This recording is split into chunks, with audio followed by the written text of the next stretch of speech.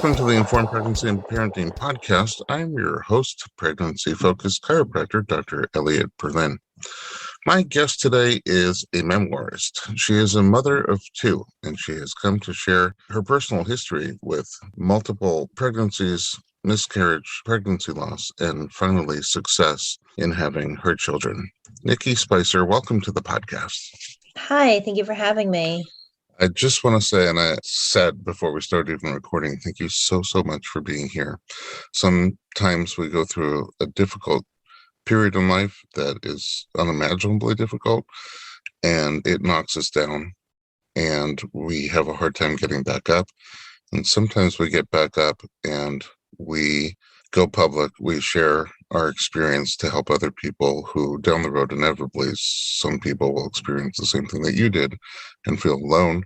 And not only that, for those of us who are around somebody, in the circle of somebody who experiences pregnancy loss, we don't know how to deal with it. And if we're able to talk to somebody who's been there, it sometimes helps us be a better friend. So we'll jump right in to the beginning. When did you have your first pregnancy? I was first pregnant 6 years ago. Okay. Was it a pregnancy that came easy? No, actually, it didn't. My husband and I thought we would, get pregnant very easily. I was 34 and he was 37 at the time. So we weren't super young, but, we weren't on the older side either. So we thought things would come easily to us. And it ended up taking 11 months to get pregnant.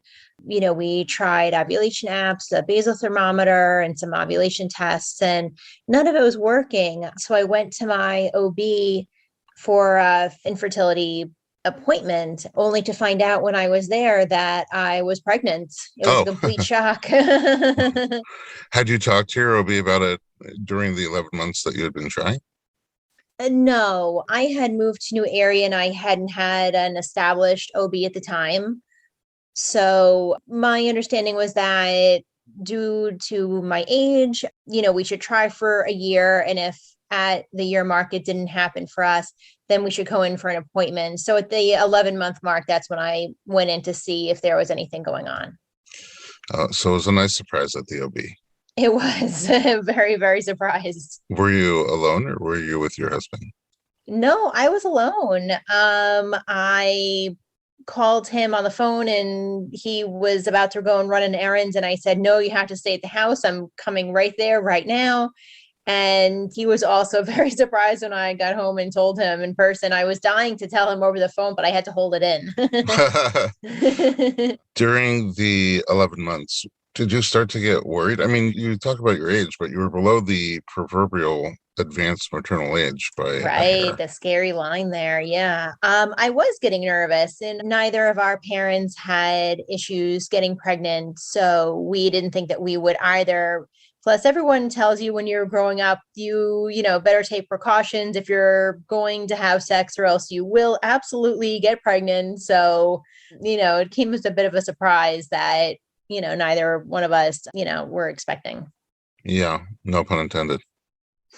Oh, right. There we go. How was the beginning of your pregnancy? Perfect. Everything went really well. I joined up with a smaller OB group and I saw a few of their doctors. And then during my pregnancy, we ended up moving and I then needed to see a larger group because we moved about 45 minutes away. So I had to change my OB group. And I saw very many doctors because they were a large group there. And each of the doctors I saw had commented on what a strong heartbeat the baby had. And how did you feel during the pregnancy, like first trimester, second trimester?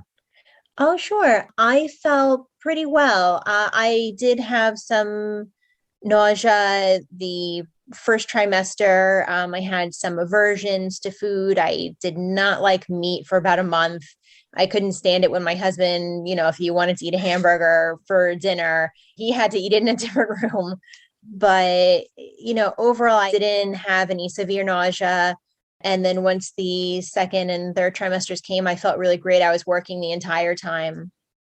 Did you start to make plans for childbirth at your new OB practice? Well, at the new OB practice, we just talked about, very vaguely having a natural birth. Like I said, they, made me rotate between several different doctors. So I didn't have consistent maternity care, I felt as though. Mhm. But my husband and I were doing all of the things on the checklist that people generally do when they have their first baby. We made it a surprise pregnancy announcement to my family. We did a gender reveal. I spent hours researching all of the baby items, had a baby shower, did the baby moon. We set up our nursery. We did childbirth and parenting classes. So we covered the gamut. We made sure that we were really prepared for this baby. I'm curious about the gender reveal and the baby moon. How did you do the gender reveal and what did you find out you were having and where'd you go for baby moon? We found out we were having a girl, and I was very excited. I was feeling fairly neutral about the sex of the baby. But then when I found out I was having a girl, as the weeks went by and it sank in more and more, I became more and more excited. We set up a box and we put balloons in the box. So we had one Mylar balloon that said it's a girl, and then we had several regular helium balloons in pink. And we decorated the box and we had both of our mothers open the box at the same time. The only trouble was that the weight of the lid on the box overnight weighed down the helium balloons. So when they opened up the box, nothing Nothing burst came out. out. Oh. And the helium balloons were covering the mylar balloon. So our mothers had to sort of, look down and dig through the balloons. Then finally the It's a Girl balloon popped up. So then everyone gave a great big cheer. Hmm. Okay, so you knew the sex, but everybody else was being surprised. Yes. Okay. How about baby moon? We had just recently moved to Pennsylvania. So we were exploring the area and we went to, funny enough, we went to Bethlehem, Hmm. Pennsylvania. And it was just before Christmas time, late November. And it was a very pretty town and nice to walk around. And we went just before they get bombarded with the Christmas rush. And how deep into the pregnancy was that? Oh, I'd say at the beginning of my third trimester. Okay. So fully bumped out. Oh, fully. Yeah, I started showing right away. When you talked about having a plan for a natural birth, everybody defines natural a little bit differently. What does natural mean to you? I wanted to have the baby vaginally. I wanted to have as little intervention as possible, although I knew myself well enough to know that most likely I was going to want some kind of pain relief, possibly an epidural, but I wanted to explore the other options before getting to that point. Okay. At some point, you found out that the pregnancy had some trouble. There was an issue. How deep into the pregnancy was that? I was 38 and a half weeks and I went for my 38-week appointment, just regular doctor's appointment. My mother had come with me and she had never been to any of my appointments. I had always gone to my appointments alone. My husband went with me for the anatomy scan at 20 weeks. But my OB's office was near my job, so I would just leave from work and go right to my appointment. And so my mom happened to come with me to this appointment. And we met, new Dr. X, another new doctor I'd never met before. And the doctor started to do the Doppler. My mom had her phone out, ready to record the heartbeat. She was very excited to hear it. And there was nothing, no sound. And we were wondering what was going on. And the doctor was scanning over here, scanning over there. She couldn't find anything. My mom asked her, maybe are the batteries dying? So the doctor said, I'm going to send you to our emergency ultrasound department. And so we went over there. And even at that point, I did not think that anything could be wrong. I thought perhaps the equipment was just faulty because my entire pregnancy was so healthy. with an extra strong heartbeat. Right. At that point, had anything felt different to you? No, but I should have realized that the baby hadn't moved in a while. But I was so busy working and commuting and, just getting ready for her birth that I did not realize. I was not keeping track of when and how often she moved because her movements became a part of my life, a part of my daily routine. And so I was not keeping any kind of a record of her movements. Okay. And I think that happens quite a bit, especially when you have such smooth sailing Mm-hmm. and then you're getting close. At 38 plus weeks, you're very much in the zone for delivery. Right. Plus, some people tell you that the baby might move less because they've run out of room. I don't know if that's a medical fact or if that's an old wives' tale, but that's definitely something that I have heard throughout my pregnancy journeys.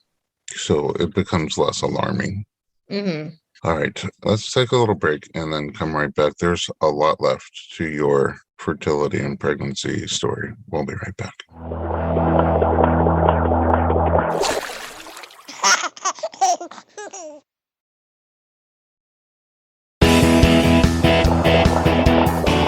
Welcome back. We're talking to Nikki Spicer, and her first pregnancy wasn't easy to come by. 11 months of trying. But after that, everything was really great. Multiple doctors commented on the strong heartbeat, and she's getting close to her due date, planning for a vaginal birth. And at 38 plus weeks, she goes for her routine doctor appointment with mom, and they're having trouble finding a heartbeat. So they sent you to a more advanced imaging center. Is that what the emergency department is for them? Oh, they had sent me to their ultrasound department. Initially, I had been just getting a regular Doppler scan, with the little wand and they do it over your belly. So yeah, okay. So what kind of exam did they do at the other department? That was an ultrasound where they could visually see on the screen the baby. Okay, got you. So they were just listening for sound at the Yeah, first one, yes, yeah, they were just listening for a heartbeat.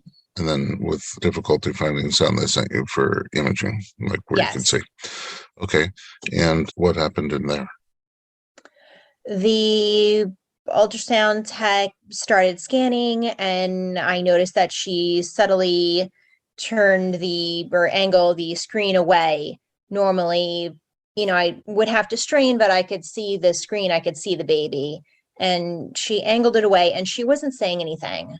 She wasn't looking at me. And now my mom and I are passing looks between us. We're wondering what's going on. And I noticed her name tag and I was calling her by name. I believe her name was Stephanie. I was saying, Stephanie, what's going on? Stephanie, can you please talk to us? And she just wasn't saying anything, wasn't looking at us. And that's when I really started to get nervous. And then the doctor came in and she said, I'm sorry to have to tell you this, especially because I just met you, but your baby is dead. And I shot off that exam table faster in retrospect than I would be able to believe I could, given how pregnant I was. And I grabbed for my phone, but I was not getting any reception because I needed to call my husband. I needed to tell him what was happening. So I got my phone and I left the room and I just started running through the hallways, not knowing where I was going, having never been here in this area before. But I was just looking at the phone, trying to see my reception bars. And my mother had gathered up our coats and our purses. And this is in the middle at the end of January we were in New York State. And so it's freezing outside. So she's gathering up all of our things. She's running after me. The doctor's running after the both of us. And I went through this nurse's break station and I finally found a door to the outside. And I just collapsed on the ground on my knees and just did one cry scream into the air, and then got on the phone with my husband. And I said to him, you have to come to the hospital right away. The baby has died and you have to come to the hospital now. You have to leave work. And my mom and the doctor caught up with me, and they're just looking down at me as I'm kneeling on this frozen cement without a coat on or anything. Oh, um, I mean, how was he on the phone? Shaky, very shaky. But, it was a very quick conversation because I needed to go and he needed to go. I'm in shock. So I can't imagine what it was like for you. Did it become real in the No, moment? No. no, definitely not. It didn't become real for a few days. So what do you do at that point if the baby hasn't thrived and they're still inside you? What are the options moving forward? She's a full-term baby. So she needed to either come out vaginally or via a C-section, just like a regular baby. So my mom and the doctor got me up off the ground, got me back inside, and I said to the doctor, I want to have a C-section. I did not want to go through the emotional trauma of having this baby vaginally. So this doctor said, okay, no problem, we can do that. And she said, you need to leave and go to the hospital right now. So that's what my mom and I did. We were very numb, both of us. Neither of us were crying. We just became very quiet and focused on the task at hand. She didn't know where the hospital was. I verbally directed her, and we arrived at the hospital and they knew we were coming. So when we got to the maternity wing, they knew who we were and what was going on. And then your plan was to go straight into a cesarean birth? That was my plan. However, when the OB on call spoke to me, she is a wonderful woman and she ended up becoming my OB throughout the rest of my pregnancy journeys. I love this woman and I'm so glad that she was with me. I just happened to meet her by chance at this moment in my life. She was very willing to do a cesarean section if that's what I truly wanted, but she convinced me to do a vaginal birth because she wanted me, although it was difficult, to think about future pregnancies and how future births would go. Meaning she was thinking forward. You Yes. will likely get pregnant again. You will have a healthy baby and a birth. And at that point, knowing that you had wanted a vaginal birth, you would be sort of in a position where you either have to have a repeat cesarean or a vaginal birth after cesarean, both of which are not quite as good as a vaginal birth with no previous cesarean. So is that the argument that she made?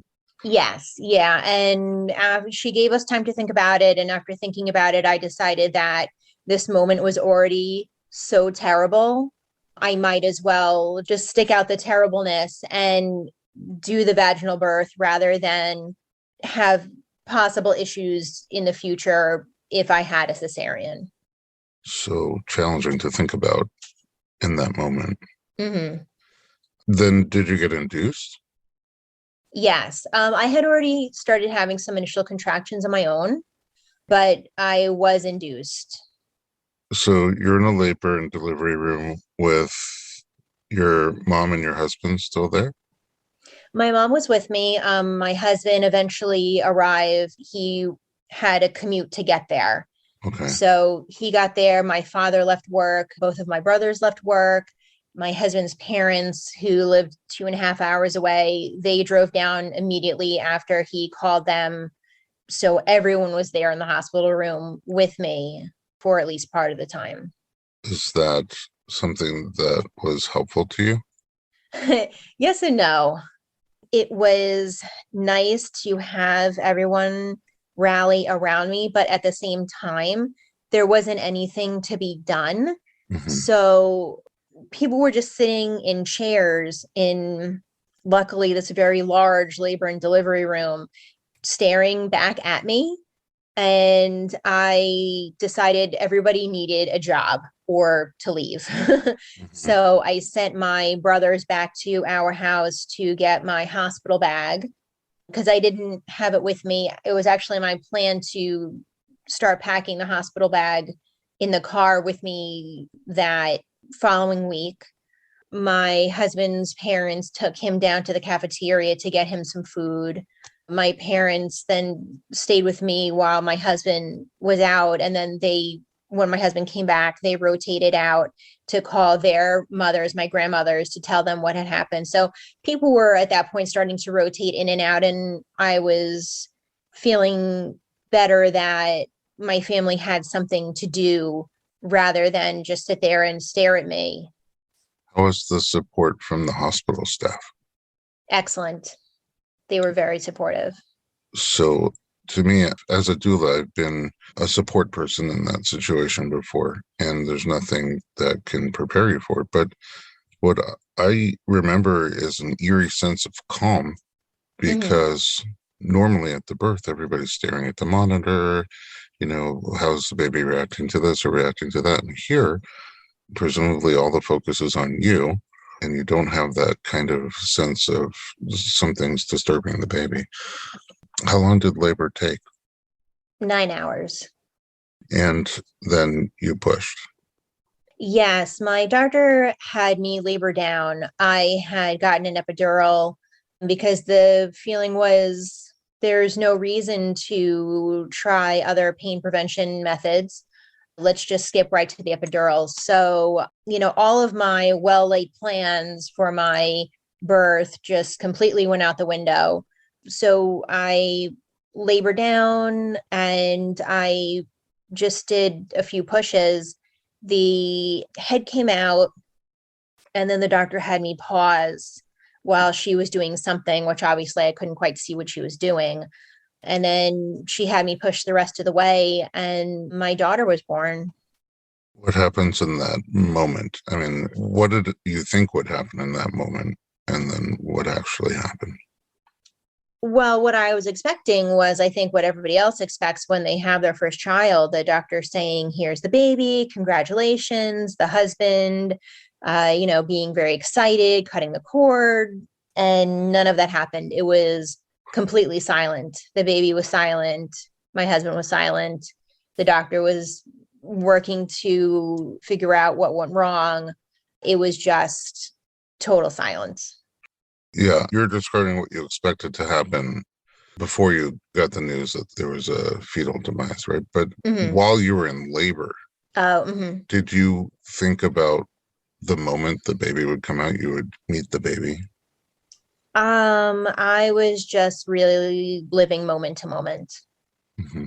In total silence, can you describe what emotion you felt, if any?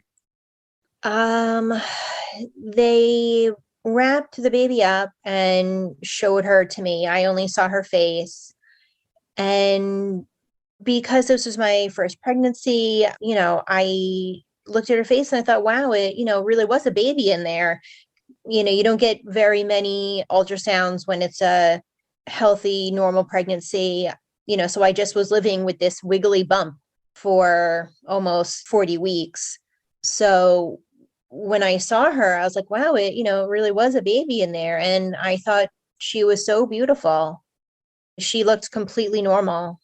Could they tell how long the baby had not been alive for? They could not, but it didn't appear that it wasn't for a very long time because, like I said, she looked as if she was alive, but just sleeping. Right. And then did they give you any instruction on what would be a good thing to do to hold the baby and get a closer look or not hold the baby? Do they weigh and measure? Yes, they weighed and measured the baby. She was 7.5 pounds. They asked us if we wanted to hold our daughter. We named her Charlotte Victoria. And my decision was no, I did not want to hold her. I could not bear to bond with her in that Mm. way and then have her taken away. And my husband made the same decision, although they made it clear to us that if we made separate decisions, that was okay. And we were okay if the other partner wanted to make a separate decision, but neither one of us held her. Do they do things like fingerprinting or take pictures? They did. Initially, I didn't want any pictures of her. That was just a purely emotional decision. I wanted to forget the entire pregnancy happened. I was so grieved and heartbroken that I just wanted to forget the last 40 weeks at that time. But they did take pictures. They did imprints of her feet. And they cut a lock of her hair. So they gave us several keepsakes. Hmm. In retrospect, is that something you're happy that you have? Yes, definitely. Okay. Um, did they figure out what went wrong? Yes. The pause in the when she was being born was that the cord was wrapped around her neck twice. And so she wasn't able to fully pass through the birth canal because the cord was that tight. So the doctor needed to cut the cord away from her neck before she could even be fully born. And that is the only thing that was wrong with her. She simply got tangled. So what they would say is a fluke. Yes, complete freak accident. What happens after? I assume they took her away. Yeah, they told us that they would place her in the next room if we changed our mind and we would be able to see her. But at that point, my husband and I were focused on getting me well again. I was having quite a lot of bleeding afterward. And I also had a blood sugar drop. So, I was eating slowly and they were keeping an eye on how much blood I was losing. I had a large fibroid on the outside of my uterus, which had nothing to do with the baby because it was on the outside. So it didn't affect the pregnancy, it didn't affect the baby at all, but it was affecting the way that my uterus was shrinking back down again. And it was preventing that initial shrinkage.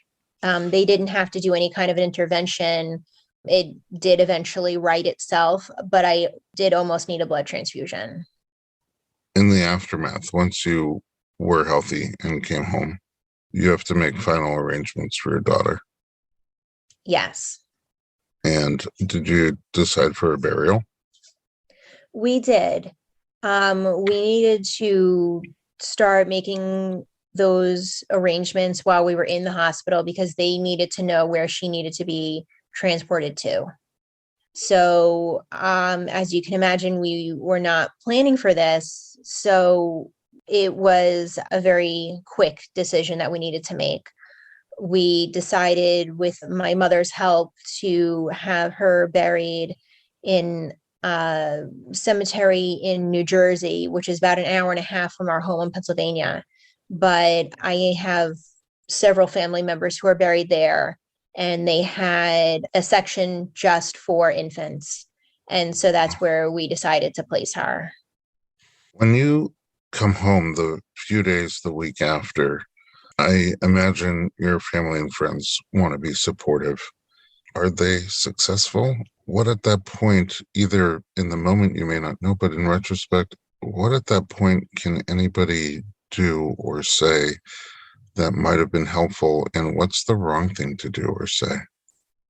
Well, the wrong thing to do, which I encountered, was to not speak to me at all. People didn't know what to do or what to say. They were afraid to say the wrong thing and to upset me. So then, therefore, they didn't call me. They sent their regrets through my mom. They sent cards in the mail, which was bizarre because I had been getting congratulations on your baby cards in the mail. And then now all of a sudden I'm getting "I'm sorry" cards in the mail, and I did not like picking up the mail. I did not want to go to the mailbox. Sure. But it just was very difficult for me because I was, except for my, very immediate family, was basically left alone, to process what all happened. So not communicating with you made things worse. Yes. But I imagine people didn't communicate because they really didn't know what to say. Um, Correct. and so, what would you recommend to somebody who has somebody in their circle in that situation? Like, obviously, the recommendation is don't disappear. Right. Yeah. I would say to just be there for the mother.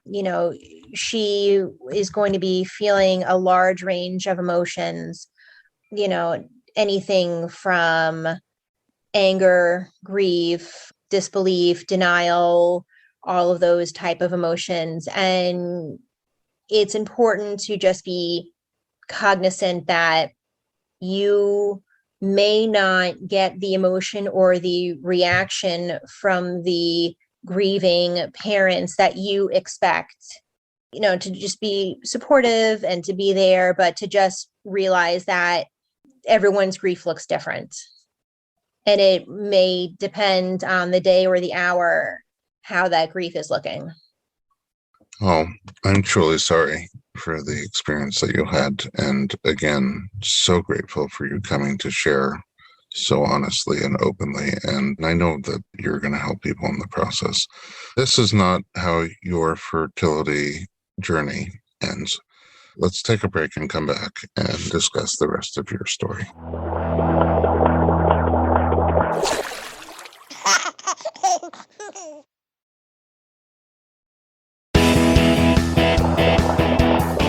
Welcome back to the Informed Pregnancy Podcast. We are talking to Nikki Spicer.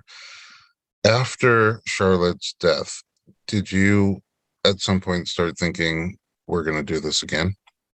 Yes, I had this empty void that I desperately needed to fill. And our doctor told us that we could start trying to have another baby after 3 months. And did that feel at that time you were ready? It did. I was supposed to be having this baby. I was supposed to be having my daughter. And I was becoming determined that I will have this baby. It just felt like a gigantic delay in having my daughter. Mm-hmm. So I was Especially, desperate to just get pregnant again and to start this whole journey over again. I could not believe it took us 11 months to get pregnant and then nearly 40 weeks of gestation only to start right back at the very beginning trying to get pregnant again. after, physically recovering, Right. physically and otherwise. Did you start naturally or were you like on a fertility kick from the beginning? I think we started off with ovulation tests right away. I was not going to mess around with trying to get pregnant naturally. I wanted to just do this as fast as possible. Okay. How long did it take? We got pregnant, I believe, 3.5 months after the birth of my daughter. I mean, during that time, now you're probably over the 35 advanced maternal age. I had a birthday in between that point. Mm-hmm. So were you concerned that it's going to take a year again? I was concerned, yes. How does this affect your relationship and specifically intimacy in your relationship? It was very tough. Intimacy became solely focused on getting pregnant. Before we got pregnant with Charlotte, and then afterwards, once I became laser focused on getting pregnant, that's all intimacy was. Right. But, normally intimacy is a very important bond and just relating to each other and staying, loving and warm and close. So without that, Does the relationship struggle? Well, I guess I should back up and say sex became about procreation, but we had amazing intimacy as a couple. Okay. My husband was incredibly supportive. He held me every single night that I cried myself to sleep. He was there in every way that he could be. So we were very intimate as a couple, but our sexual relationship was not spontaneous. It was planned. Right. Now, Now, I was saying there's no like, oh, we're both feeling in the mood. It's just like, oh, right. the test says now. Yes. Yeah. I got the test that had the smiley faces. So, hollow circle, not ovulating, blinky smiley face, getting ready to ovulate, solid smiley face, ready to go. And I would live for those days of solid smiley face. Hmm. So you got pregnant and after 3.5 months. How'd that feel to you? That was also a surprise. I was, like I said, taking these ovulation tests and I started a new one and it came up solid smiley face, which meant ovulation is imminent. And this was confusing because I had just had a period, so I should not be getting that reading. But the ovulation test, this particular one, needed you to use it every day of your cycle so that it could track your hormones and the changes within your hormones. Hmm. So I was not expecting to get this reading. I dismissed it as perhaps something went wrong with the particular strip, did it again, tested again the next morning, only to get that same imminent ovulation reading. I called the company and they said, you might be pregnant. You should go and take a pregnancy test. So I did. And it turned out I was pregnant and I made an appointment right away with my doctor. Wow. So you had a period and then the first ovulation stick that you used was off. Yes. So you were together after that period. Well, what had happened was when I made the appointment with my doctor, she did a urinary test at her office to confirm the pregnancy and then sent me for an ultrasound to additionally confirm the pregnancy. There was no pregnancy there. I had a miscarriage. Okay.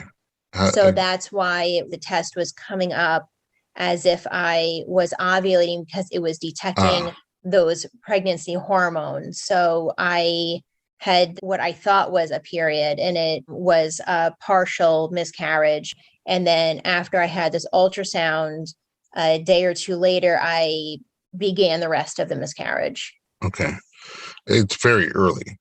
You had no idea you were pregnant. You thought I just had a period. I'm ready to try now. So Yes, I was 6.5 weeks. emotionally, is that difficult? I mean, there was no chance to bond.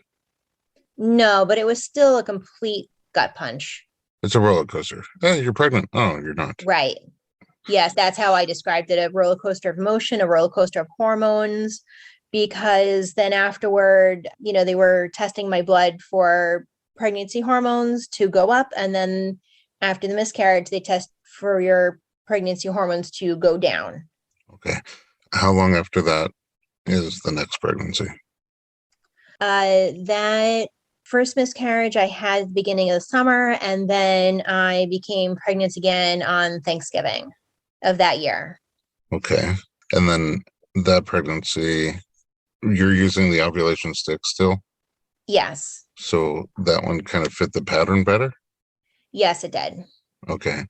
And then I assume you went in for the same confirmation of Yes. pregnancy.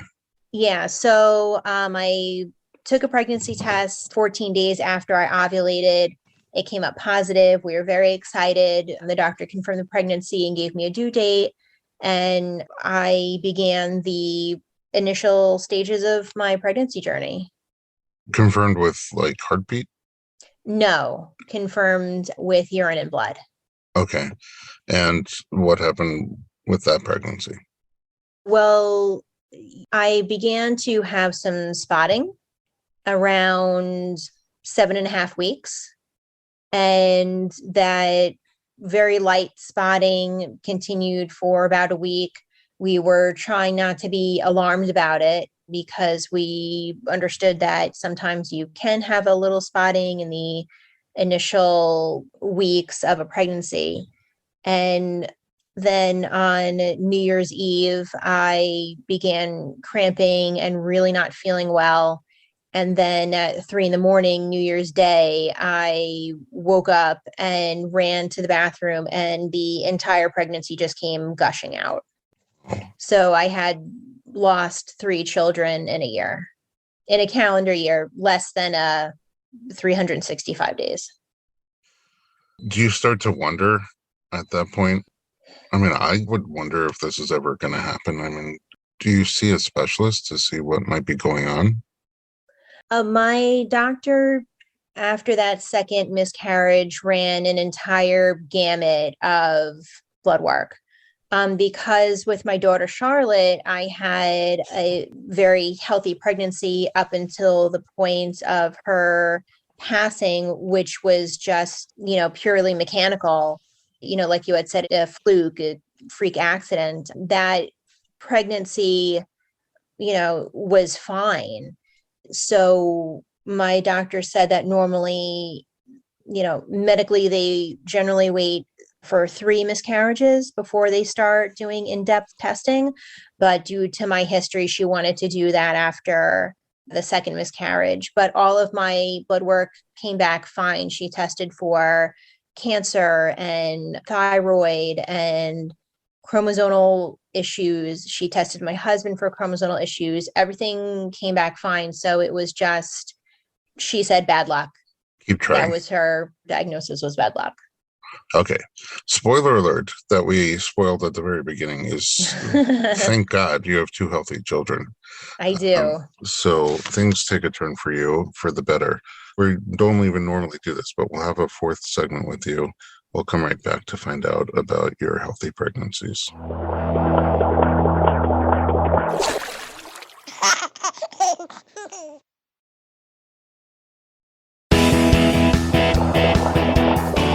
Welcome back. We're talking to Nikki Spicer. Okay, so all your blood work comes out clear. They're basically saying it's flukes and keep trying. But sort of the good news, right, is that you are getting pregnant. Yes. Without waiting 11 months between pregnancies. So the next pregnancy, how did you find out and how did that go? The next pregnancy came very quickly after my second miscarriage. And that went well. My doctor had mentioned that for whatever reason, if you have a pregnancy directly after a miscarriage, for whatever reason, those pregnancies tend to go well. And it did. I, at the 12-week mark, began seeing an MFM, a maternal fetal medicine high-risk doctor, because even though, like I've mentioned before, everything was fine with Charlotte, they wanted to keep an extra close eye on me. I mean, that's something that I would think it's comforting to have extra care. It was. Okay. So are you going for visits more regularly than typical? Yes. Well, I'm going on the normal schedule with my OB. And then in addition to those OB visits, I'm going to the MFM for ultrasounds. Okay. And everything's growing good? You're feeling good? Right. Everything's perfect. And we found out that this time I was having a boy. Okay. And you almost say that with like a sort of a little bit of a letdown note. It was. I love my son so much, but I was expecting to have a daughter. I desperately wanted another daughter because that's what I had lost. I think perhaps if I had lost a son, I would want another son, but I had lost a daughter. So that's what I was expecting. Okay. As we're getting closer to the end, do the emotions start to come up for you? Is there extra worry? I was nervous, but I was getting consistent care this time. And as I was getting further along in my pregnancy, we're having more ultrasounds. The ultrasounds continuously confirmed that the baby was growing well and that everything was healthy. Were you specifically looking at the cord? Yes. And Every appointment, I would ask the MFM, is the cord anywhere near the baby's neck? it wasn't. It wasn't up until a point. Okay, I guess it was at some point. When did that change? Well, the baby was lying transverse towards the end of my pregnancy. And at the last appointment I had, that was going to be the decision whether to try to have this baby vaginally or have to have it a C-section, dependent on the positioning of the baby, because both the MFM and my OB wanted this baby out sooner. They were going to either induce me or give me C-section prior to 40 weeks. So I went in for this last ultrasound. We saw that the baby had turned and was in the head down position. Everyone was excited, then only to find out that this baby, when he had turned, got the cord around his neck. Oh, one time? One time, yes, but nonetheless. Yeah, scary. So, how do you decide what to do in terms of delivery? Well, I called my doctor, my OB from the MFM's office, and she said, go immediately to the hospital. And my mother was with me again. She was not letting me go to any ultrasound appointment by myself throughout that pregnancy. She wanted to be there for everyone. And so she was with me. I called my husband, another phone call to him. You have to leave work right now. The baby's in trouble. You have to come to the hospital right now. Another rush to the hospital. But we got there. We got the baby on the monitor. They got me on Pitocin, but he was not moving down. I was not progressing. So after, some other interventions like breaking my water, I ended up having an emergency C-section. Was that a letdown to you? Or was that like you were ready? Let's get this baby out. It was a letdown. Additionally, I had been laboring for 18 hours. I hadn't had any food for, many, many hours in addition to those 18. It was 4 a.m. I was exhausted and I did not have a good experience with that C-section. How so? I felt as though that the anesthesiologist, whatever drugs that he had used, I was almost unconscious. Oh, wow. Oh, wow. So then when you finally get your baby, you're not super present. No, I wasn't. I was expecting to do the golden hour, to have the baby chest to chest, to breastfeed the baby. And none of that happened until I got into the recovery area, and I was still a little off at that point. Um, my wife and I, we had miscarriages before our first baby, first trimester miscarriages, but I know that it almost didn't become real for us for a few months. Like we were still always nervous and it's not going to work out somehow. Does that linger with you also? Is it just us? It did. Even after I had my son home, I was reluctant to bond with him Hmm. initially. I was Yeah. afraid that he, would go away, that something would happen. Was there a turning point? It's just time. There wasn't a particular turning point, just, more time with him as time went on. All right. And then you had another baby, a pandemic baby. I did have a pandemic baby. We got pregnant with him before we even thought we were going to try to start getting pregnant. Oh, wow. That's a nice surprise. Like, It was a nice surprise, of all your surprises, I like that one. right? I had gotten my second vaccine shot and I wanted to let it settle into my system before we got pregnant. We were planning on waiting 2 months for that to settle, but it only took 1 month for us to get pregnant with that baby. And that pregnancy also went well. I continued to see the MFM with this baby also. And this baby was also a boy. Was that also a mixed experience for you? Mixed emotions? It was, again, I love my other son. My son's names are Nathan and Oliver, and I love them. But we had decided that this was our last pregnancy. And the fact that I will never have another daughter still gets me. Yeah, it's hard to sort of put this in words, but there's no less love for your boys. There's just a void for your girl. Yes. And were you doing double care again with an MFM through the pregnancy?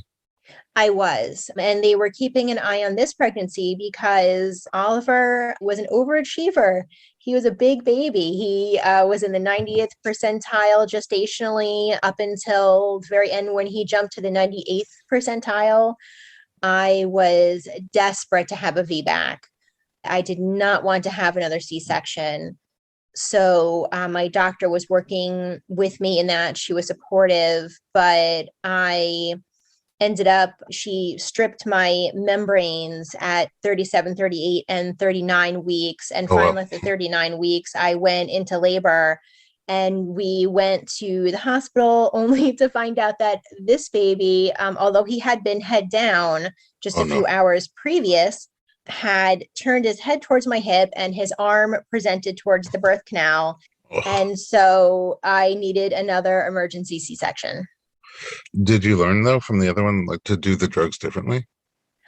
We were at a different hospital with my first son, Nathan, than I had had Charlotte. And we went back to the hospital that I had Charlotte at for Oliver. So I had a much better experience with the C-section. I was awake and alert, and I had not been laboring for 18 plus hours prior to this. The decision was made within, just a short time after we had gotten to the hospital. And so a lot more present than when he came out. Yes. And it turned out it was a good thing that I had the C-section because my uterine wall was very thin. And my doctor said that there could have been a risk of uterine rupture. So, even though I never ever got that moment of, having the baby vaginally and putting it on my chest that I wanted so badly with any of my children, it turned out for the best that I had this C-section with Oliver. And how old is Oliver now? He is 2.5 months. Oh, wow. Yeah. It's really And fresh. very. And we're discharged from the hospital 5 years to the day that I had Charlotte. We left the hospital on her 5-year birthday It was the same hospital. at the same hospital. So instead of leaving with box of a few pieces of memorabilia, I left with a baby and a balloon. Wow. That says shivers through me. I know you wrote a memoir. Is it this experience that you focus on? It is. It's my pregnancies through Nathan. I did not write about Oliver because when I wrote the memoir, I was not pregnant with him at the Right. time, but I would be happy to include him in some end chapters. But my book is called Burying My Children, Breaking the Silence on Miscarriage and Stillbirth. The loss of a child can affect a woman's career, marriage, mental and physical health, and it can really leave a lifelong scar on her. According to the Star Legacy Foundation website, 23,000 babies were stillborn in America in 2017. That was coincidentally the year that I lost Charlotte. I wrote this book because we just can no longer accept miscarriage and stillbirth as taboo subjects in America. And I really want to give a voice to all of those silent women out there who have lost their children, yet they feel unable to say anything about it out of shame or embarrassment or fear of another person's reactions. My book also highlights harassment that many pregnant women face in the workplace and in public, as well as the lack of intimate maternal health care that's available in America that every pregnant woman needs and desperately deserves. I'm currently seeking a publisher for my book. So if anyone is listening and they're interested, they can reach me at nikkispicerbook@gmail.com. I've received great reviews from my beta readers. I've had, several strangers, not family members, but, willing volunteers who have beta read my book, and I've gotten really great reviews from them. So I'm hopeful that someone else will also be interested in my book and that I'd be able to help women and their families. know you will. You're strong and courageous, and I'm just super grateful for everything that you've done, including this podcast. Nikki, if someone's listening and just has questions or wants to share with you or talk to you, how can they get in touch with you? They can email me at nikkispicerbook@gmail.com. Thank you again for sharing with us. I look forward to reading your book, and I don't know that I can. Like, if I was a publisher, I would jump on this. But if I do, I'm all ears and eyes to help point you in the right direction. Thank you. I appreciate it. You got it. At home, thanks for listening to our podcast. If you'd like to connect with us, or if you're a publisher desperately interested in getting in touch with Nikki, you can reach us at informedpregnancy.com.